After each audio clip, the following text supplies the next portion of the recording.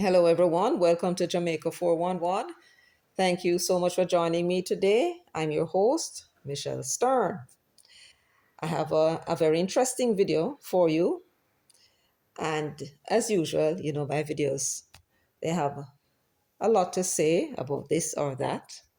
And this one is no different. But before I begin, let me welcome back my subscribers and all new listeners for the first time. If you're a new listener and you have not yet subscribed, please go ahead and do so. And also hit that notification bell so YouTube will tell you whenever I upload a video. Of course, I can assure you, you will not regret it because I always have interesting videos for you to listen to. So please go ahead and subscribe. I'm going to ask everyone, please give the video a thumbs up from now on, please. Go ahead, give the video a thumbs up and share. You're also welcome to leave your comments in the comments section. And for all of that, I thank you in advance. Well, now that the preliminaries are out of the way, let's get down to business. So what is business about today? Let me begin by using Mark Golding's own words with a little twist.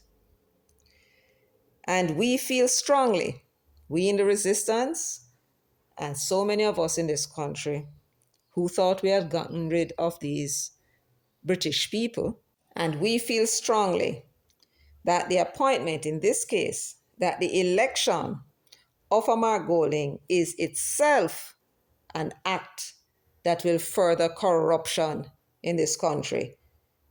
The election alone, that's all. If we foolish enough, and I'm sure we are not, I have no doubt in my mind that nobody going to put this man in a Jamaica house. But just to emphasize the point, so that we understand where we are, that the appointment of this man, Mark Golding, this Englishman, this descendant of slave owners in Jamaica, this inheritor of the proceeds of slavery in this country, his appointment, his election to Jamaica House would be in itself an act that will further corruption in this country. And I will tell you why. Because this man, we have never seen his works because he has none. He's just a lawyer that was working with DB&G. He has a law firm where he's a senior partner. And so he has never operated or run anything in all his life until he became president of the People's National Party. And under his leadership, there are things that are happening within the party.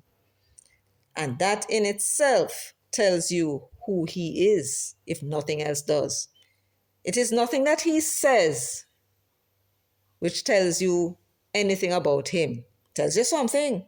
It tells you his mindset, tells you where his thinking is, tells you what his dreams are, his aspiration, his fantasies. But it is his actions which gives you the greatest clue as to what and who he is.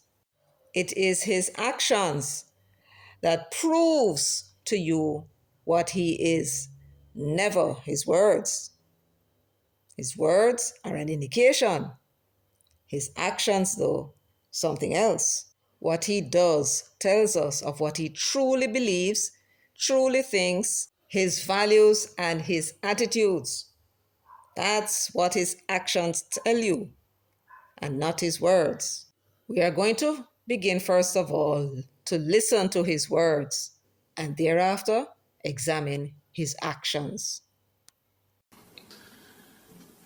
The matter of the Integrity Commission report into the statutory declarations filed by the Prime Minister and their investigation of his affairs in relation to, in particular, the offence of illicit enrichment has been of grave national concern to Jamaicans at home and abroad.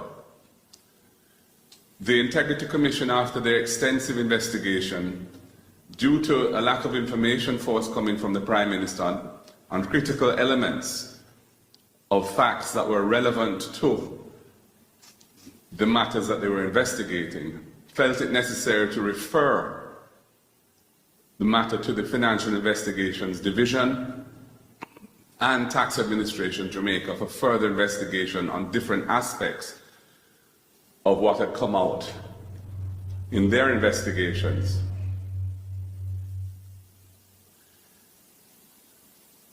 It is therefore of critical importance that the Financial Investigations Division, which has been without a Chief Technical Director for some time since the resignation and departure of Selvin Hay, that it be led by somebody who is competent in the kind of issues that the FID is set up to deal with as an investigative agency, and also be not tainted in any manner with any kind of political cloud over it.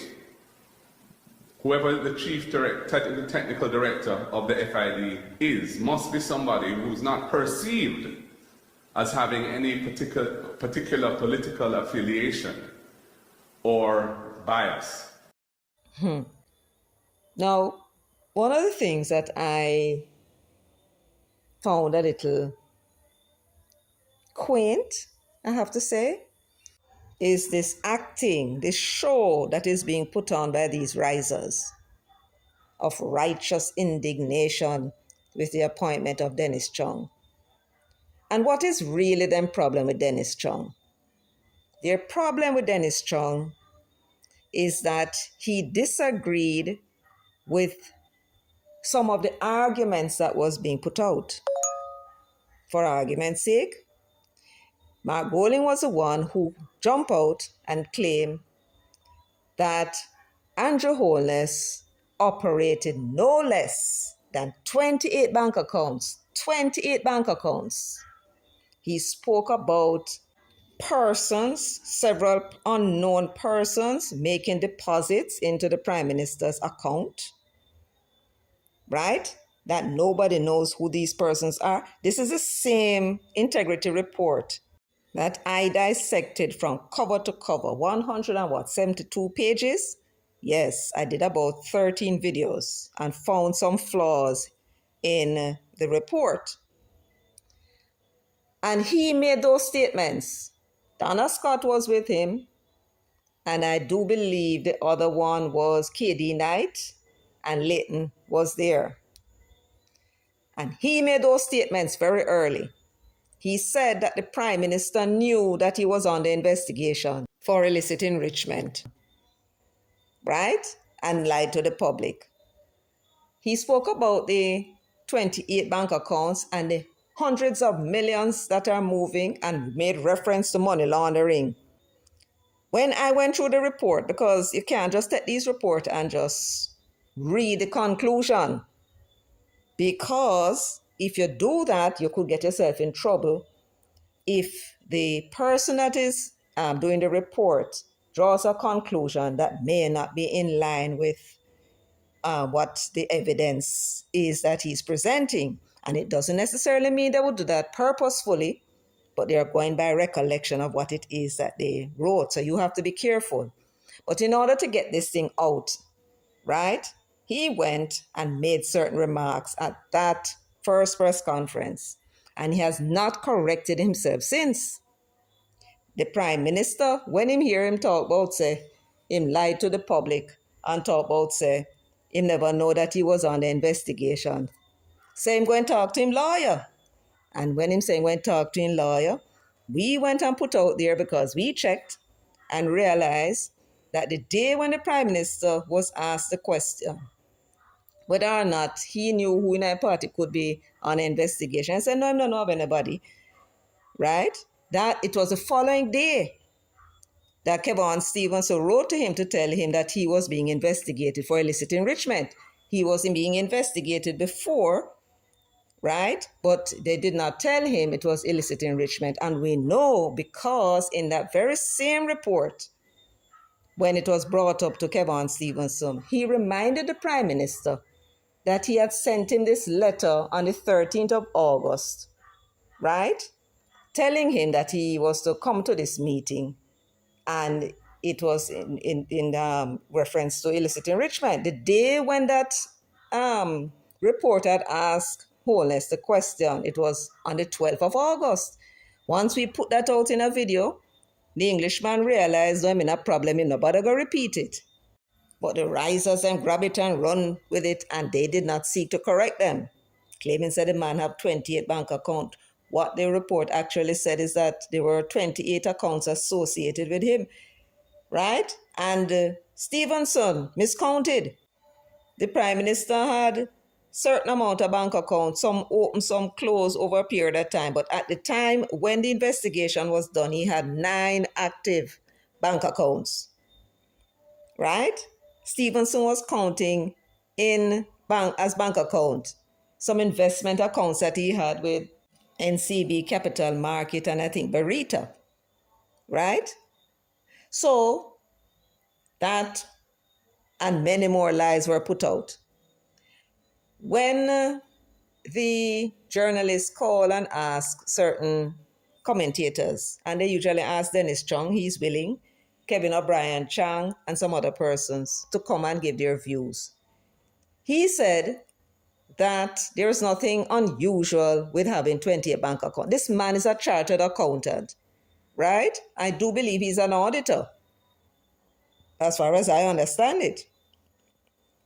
And therefore, he said there's nothing unusual about somebody having 28 bank accounts. Of course, the Prime Minister did not have 28 bank accounts. He had 9 bank accounts. We did a video, you remember that? And we went looking at the page that listed the accounts.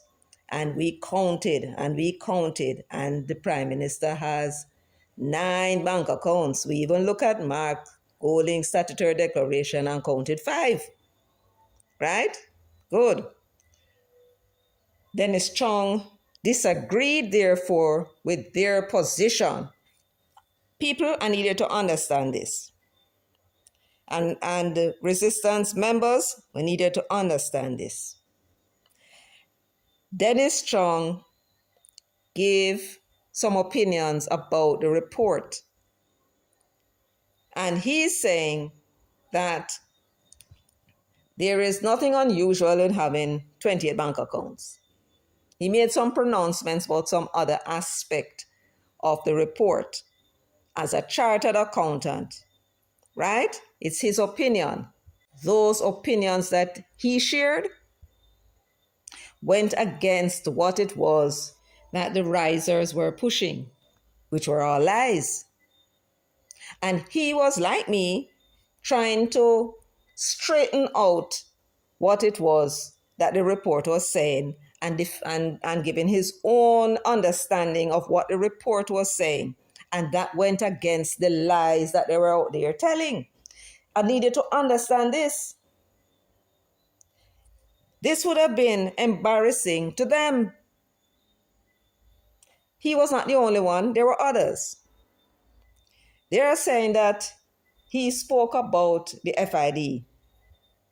Right? The matter was referred to the FID. And the oddest thing about it is that the Integrity Commission, Kevin Stevenson, bypassed the FID and went to engage the services of a forensic expert from foreign. Until this day, that report from the forensic expert has not been laid before the Parliament, and we spend nearly 30 million for it. When he realized that the forensic expert from foreign clearly found nothing unusual either, right? They decided to refer the matter now to the FID. What that does effectively is delay them having to make a decision about the Prime Minister's statutory declaration. And the reason they gave is that the Prime Minister had a large amount of money moving from one company to... I don't understand the logic, you know. This is money that is moving through the bank accounts, you know. right? It's not cash man a walk with suitcase of cash and then catch a man with a suitcase of cash. No, this is in the bank and moving from one of the prime minister's accounts to the next of the prime minister account and then moving back, right? Now, they say something is strange about it, except they had miscalculated and it's half the amount of money that they claim that was going in and out of their account. We did a video on that as well and show that they had made a mistake in the calculations, right? And inflated it and make it look like it's 400 million. Now, there is another thing, that some of what was being passed from account to account had nothing to do with cash. There were securities. He had securities. As a matter of fact, when you look at the evidence in the report, the Prime Minister had no more than $23 million. The rest of his assets were securities. So somebody like a Dennis Chung, who is a chartered accountant, trained in analyzing financial reports, would have gone through this investigation report that was put before the Parliament, laid before the Parliament, into the Prime Minister's statutory declarations, and would have seen what I just told you. And he would have been able to, based following the evidence that was presented by the investigator, Kevin Stevens, he would have been able to follow what was being said, as we did at Jamaica 411. And he came to certain conclusions. They talk about, Mark Golding spoke about the fact that the Prime Minister had submitted zero when he submitted his annual return for taxation. It was zero, right? Now, companies would do that because they don't want to be late with the submission. March 15, I believe, every year. They don't want to be late, so what they do, they put zero and then they go and amend it later. Apparently, the amendment wasn't done. And you would have noticed from last year, when they referred the matter to the Income Tax Department, up till now, we don't hear nothing coming out of them about it. And they have a commissioner in place as far as we know, right? We need to find out what's going on with that investigation. So based on his knowledge and training, he would have been asked by commentators to say what you think about it. And because what he said contradicted them, that is why them come now. I talk about the man is biased. And because he made pronouncements on the report, the investigation report, that is contrary to what they want the public to hear, according to them, he was speaking in support of the Prime Minister. You think that anything that I had said in any of my videos was in support of the Prime Minister? You idiot. You think that that is what that was about? Let me ask you a question. You know, send this go give that clown who's sitting in our parliament illegally, right? Let me ask you a question, Englishman. When Keisha Prince Kameka said in her indicative ruling that the claim that the Prime Minister's name was in his mother's account, and when they check the card, the signature card at the Bank of Nova Scotia, the person who was asked in June, I believe it was, 14 could be, to check, said that the card was illegible, meaning to say whatever signature is on it, it cannot be read. It was from the 70s.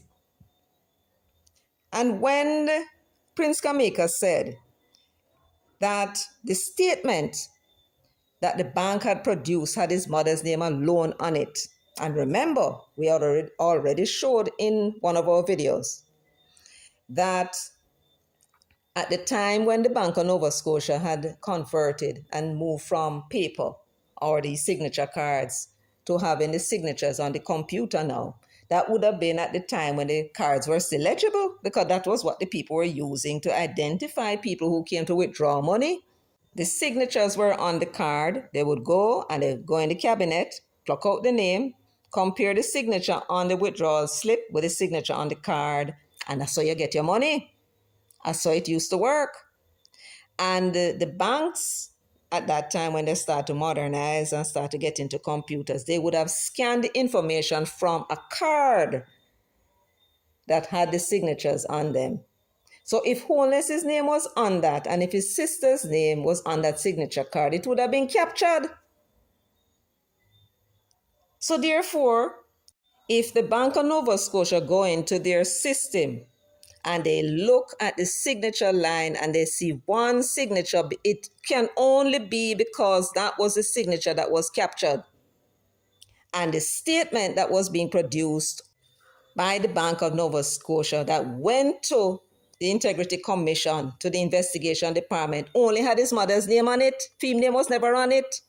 And yet, there is Stevenson recommending that he should be prosecuted. Why? Because they went to a meeting with him and asked him. Now, the Bank of Nova Scotia said that you have an account with your mother. Explain how that happened. Of course, if you go tell him, so the Bank of Nova Scotia said so. Him not know when he go sign that, but if you say the bank says so, and so them try to give an explanation, and they were going to use that admission, according to them, and think that somehow that could stand up in court. It could not. Because the fact is that he was not as an account holder, and when the bank captured the information, when they were scanning the signatures from the card, when it was legible at that time, his name was never on it. Otherwise, it would have been in their system. It could never hold up. Right? Now, when I pointed that out in the video, was I speaking on behalf or in support of Andrew Holness? You idiot. That is a fact. And I'm pointing out a fact. What are you saying? That having seen the fact, and as a comrade, I shouldn't point it out. I shouldn't point that out. Huh? And if I point it out, that means to say I'm now in support of Andrew Holness. Unnecessary this man righted. When we went to check, to double check how many bank accounts that Andrew Holness had, and found that he had only 9 active bank accounts, and the rest of them were investment accounts, or 4 investment accounts, and 9 active bank accounts, right? We weren't supposed to say that, because to say that and contradict you, who are putting out the lies about the man operated no less than 28 bank accounts. That is supporting Andrew Holness. Eh? No, sir. That is corrupt consciousness. And we feel strongly that the appointment of Dennis Chung is itself an act which will further the corruption in the country, because he is somebody who has already publicly stated positions in relation to the matters that the FID ought to be investigating, which are strongly in favor of the Prime Minister and which seek to undermine or belittle the impact and importance of the findings that the Integrity Commission has made on the matters that they investigated as set out in the report that they sent to Parliament. So, you said a mouthful, man. Why were you hesitating as you speak? You sound almost the same as when you were in the church talking about your Lord and Savior Jesus Christ, who died on the cross to save you from sin. You a Jew. I suppose what you are saying, you believe it as strongly as you believe that Jesus is your Lord and Savior. Is that correct? Very interesting. Very interesting indeed. Old time people say confession is good for the soul. And maybe the reason why you were so hesitant and hesitating as you made this wonderful sounding speech was because it reminded you of something. Remind me of something too. Let me repeat what you said.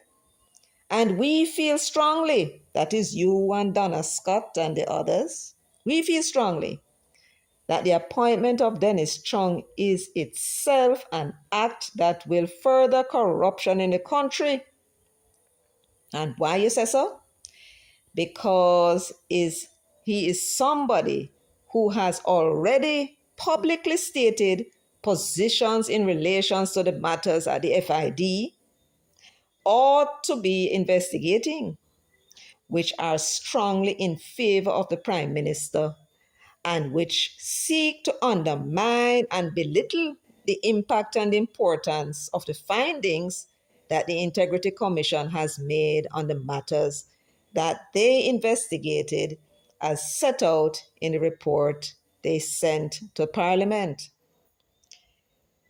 And we feel strongly that the appointment of Dennis Chung is in itself an act that will further corruption in the country, because he is somebody who has already publicly stated his positions in relation of a matter that was investigated.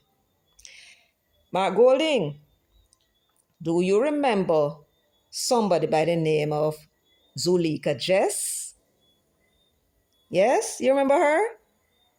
Was she one of those persons that said she was going with Golding and she supported you to be leader of the People's National Party and very likely voted for you? Is she? Then there is somebody called, what's the name of that person again?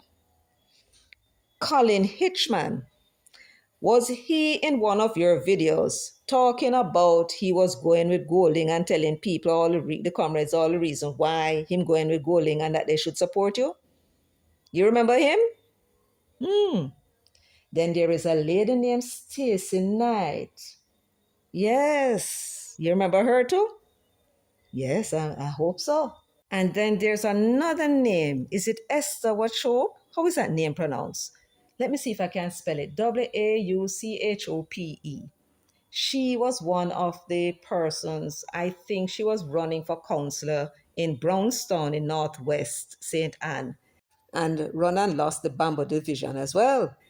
Wasn't she going with Golding too? Yes. Very interesting. And I do believe you remember her. You remember her?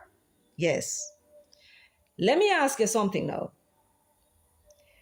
Was Zulika Jess, Colin Hitchman, and Esther Wauchope, or however the hell the name is pronounced, and Esther, were these three persons who were going with Golding members of the disciplinary committee of the People's National Party?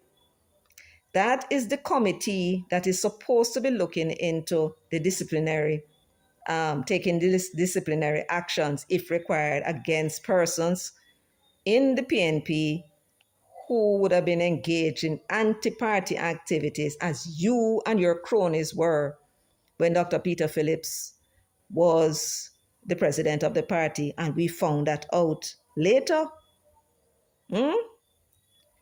You went and you named 3 risers to the disciplinary committee. Was that not an act that would in itself further corruption in the country? This is you, managing the party. You never managed that yet. This is the first time anybody going to see you in action. And we have nothing to judge more than how you're running the PNP. There is a disciplinary body that is supposed to be like a court that is there to maintain the discipline of the party. And to be fair, that's what they're supposed to do, fair to all persons who come before them. But you did not seek to select neutral people for that body. You selected risers and had it being chaired by John Juna with all these risers around you. I can't say for Stacey Knight what she was. That's Katie Knight's daughter. But for certain, them 3. 5 members and 3 of them were supporting you. So there was no point in anybody going to them and complain about what it was that you and your cronies were doing when the party was facing an election. Right? That was what you did. In other words, you corrupted the disciplinary committee of the People's National Party by putting people who publicly endorsed you to sit on the committee. And then, when a member of the People's National Party fell afoul and criticized you publicly, right? You were at a meeting recently talking about how no shove out the pies them out of the party, admitting that you had a hand in the decision that they made to push out Comrade Cross. And you, the hypocrite that you are, talking about that we strongly feel that the appointment of Dennis Strong is itself an act that will further corruption in the country. I would suggest to you that what you did in People's National Party is in itself an act that will further corruption in this country, where the people stupid enough to take you and put you in a Jamaica house. You have never acted in any position that anybody can judge you by. You've never led this country. So the only way we can judge you, Master, is how you handle the People's National Party. And you took 3 risers and put them on the disciplinary committee to make sure that anybody who came with any complaint about what you and Peter Bunting were doing, your anti-party activities, and of course, just as you were expressing your opinion about Dennis Strong belittling and the impact and importance of the findings of that Integrity Commission. That's your opinion. And it's my opinion that what you guys were doing was anti-party activities. It has to go before the disciplinary committee for them to decide. But 3 risers on it? You did it deliberately to make sure that that complaint, had it gone to the disciplinary committee, because I'm not a member, I had written to Fitzjackson and to the same man who came there come talking about Dennis Strong when he was General Secretary of the PNP, Julian Robinson. I wrote to them and sent the evidence of what Uno was doing and saying in that WhatsApp group, and dated it as much as I could, and they didn't do nothing about it. But him come talk about Dennis Strong and corruption, right? They did nothing. And the first thing you did when you became leader was to make sure you pack up the Integrity Commission with those risers you could trust. And then when they carry out your instructions dutifully, I used to say, no, Master, you say that Uno shove out the poison them. That is not the disciplinary committee making a decision to recommend expulsion. You say shove out. That means to say, you took the decision, you make your risers them on the disciplinary committee made that decision. Who was present at that meeting with Karen Cross? Stacey Knight, Zulika Jess, and Colin Hitchman, right? And they have been handsomely rewarded. Congratulations, Stacey. I hear you are to run against Delroy Chuck in Northeast St. Andrew. I sincerely hope you're able to convince Mark Golding to vote for you, because I know PNP him vote for. You didn't know, say, a Delroy Chuck him vote for? Yes. Go ask him when you see him next time. If it's like we're telling on him, say him vote for Delroy Chuck every time him walk into the polling station. So, congratulations to you and best of luck. Then Miss Zulika Jess, she got Northeast St. Elizabeth. Yes, going up against Delroy Slowly. Good luck to you with that. And Colin Hitchman, of course, was made chairman of Region 6. Good luck to you with that too, risers. So, that is Mark Golding. And so when you see him stand up at the platform here and struggling, his memory must have been going back, that he is talking about himself, talking about yourself. You corrupted the Integrity Commission of the People's National Party. Would you call that corruption? When you took 3 risers with Stacey Knight and John Juna and put on the disciplinary committee 3 risers.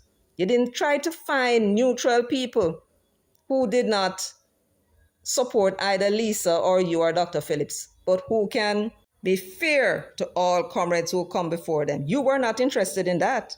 You were interested in making sure that you have people there that you can rely on to give you the decision that you want to make in relation to anybody who come up against you in the party, whether people know about them, yes or no. Wasn't that corruption? Wasn't that corruption? You see all the little nasty ways that you carry on with inside of the party that nobody on the outside you think don't know about it. Well, them know now. Right? You had 3 of your supporters, acknowledged supporters, on the disciplinary committee. Right? And you said that you shove out people who are poison at the party. You put them there to take your instructions. So when you're out on the political platform with your righteous indignation talking about Dennis Strong, you're being a damn hypocrite and a liar too. You don't believe nothing that you said. But it doesn't suit you because you are hinging your whole political game plan on the FID pronouncing that the Prime Minister should be investigated. And bam! Just like that, you've been in Jamaica House. Who it is that we have in the FID line up to carry out this investigation? Who not reached already, you know? Who don't line up on the thing that the FID already and set it up, but nothing can go on apparently without the head man. Right?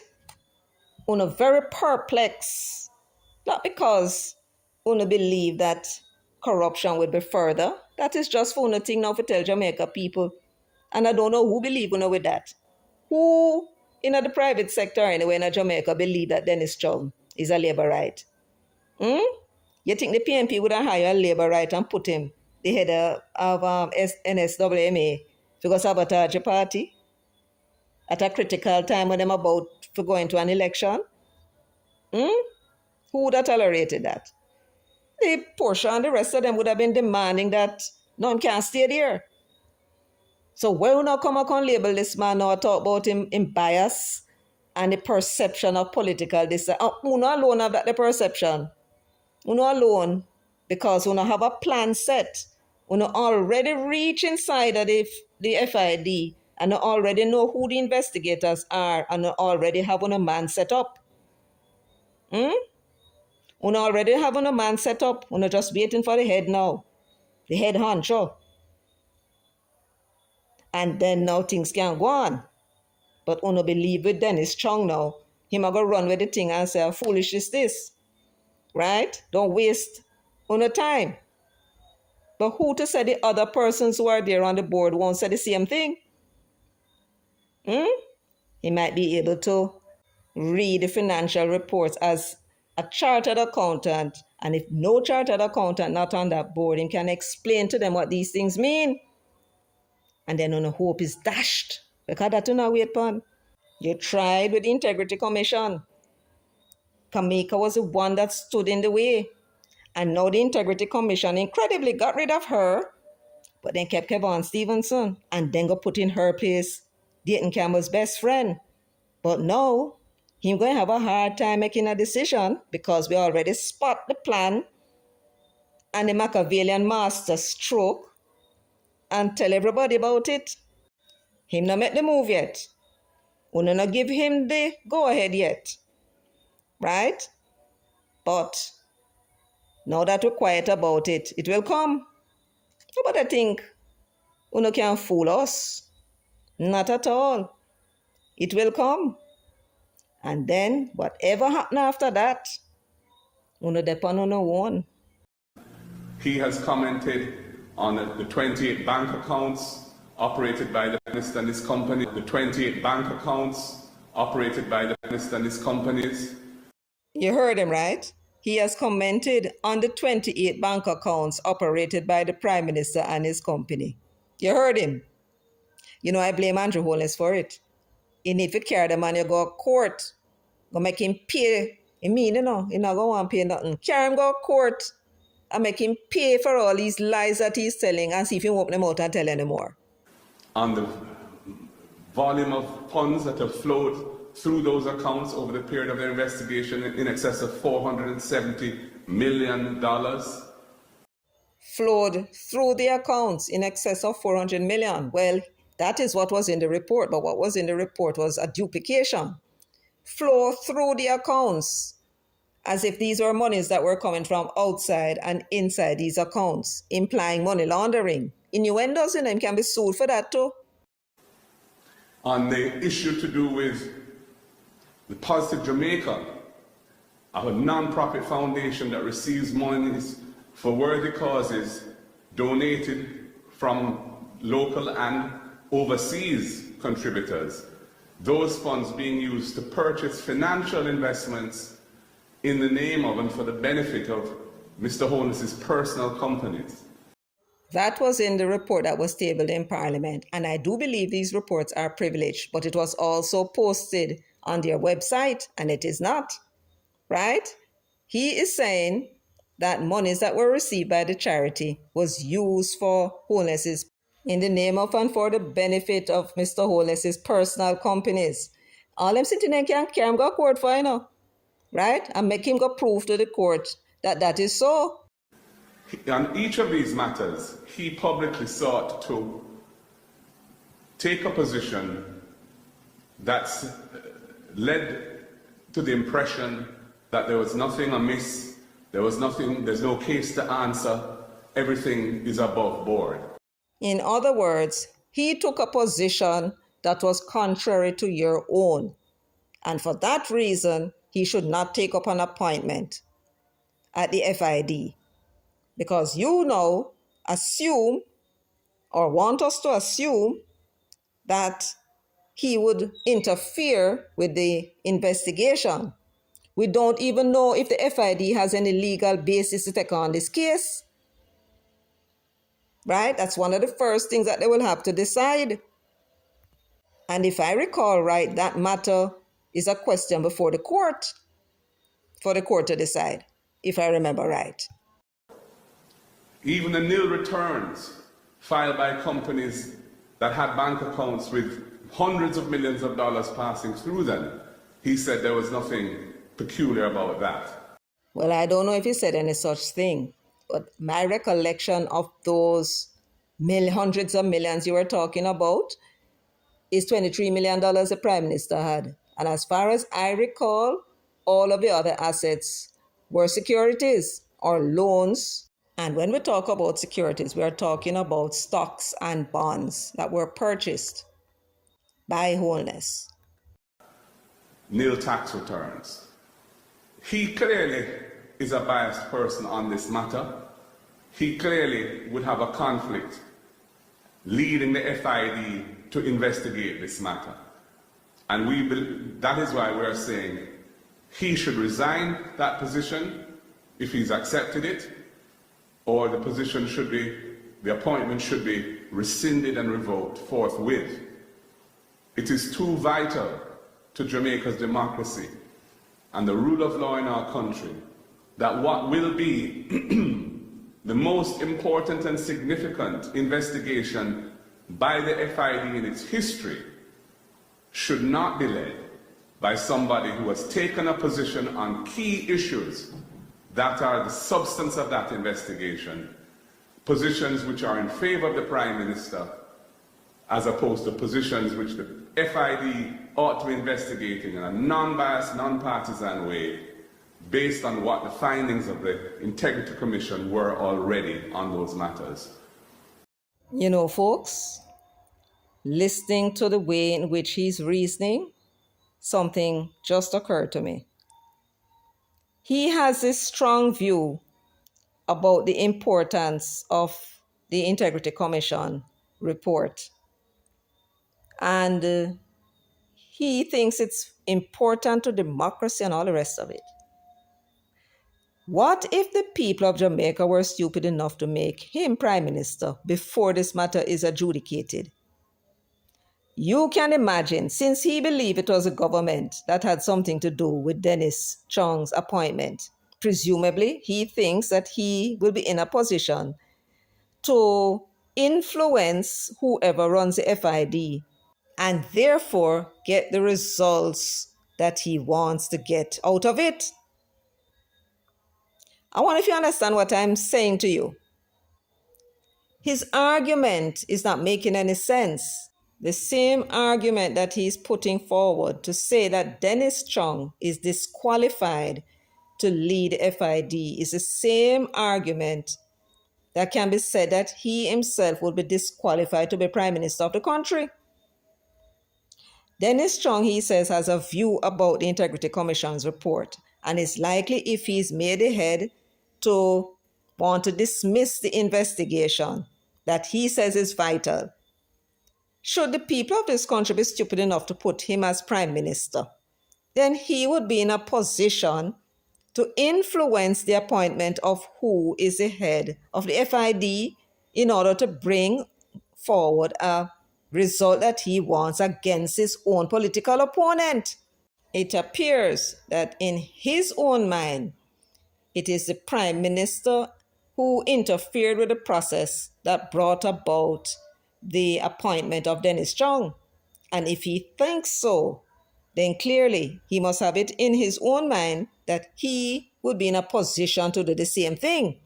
Appoint the man who will head the FID to give him the result that he wants against his political opponent, just as he appointed 3 risers to the disciplinary committee of the People's National Party, 5-member and 3 of them for sure risers. Endorsed him, and he rewarded them by putting them on the party's disciplinary committee to protect he, Bunting, and his other cronies, Dayton Campbell and the whole of them, from any charge of anti-party activities, which led up to the PNP loss in the general election. Uno journalists, uno ask him about that. And then we in the resistance would quietly listen to what he has to say about that. Because we feel strongly that to appoint Mark Golding is in itself an act that will further corruption in this country. How does that sound, Mark? Isn't that the truth? Wouldn't a vote for Mark Golding in itself be an act that will further corruption in this country? I think so, because that is exactly what you brought to the PNP when you were elected. Corruption. You corrupted every institution in the party. So put your risers them to lead them. And that, according to you, is corruption. In other words, you are corrupt. Anyway, folks, thank you so much for joining me, for sharing, liking, and subscribing, and leaving your comments in the comments section. Until next time, take very good care of yourselves and walk good.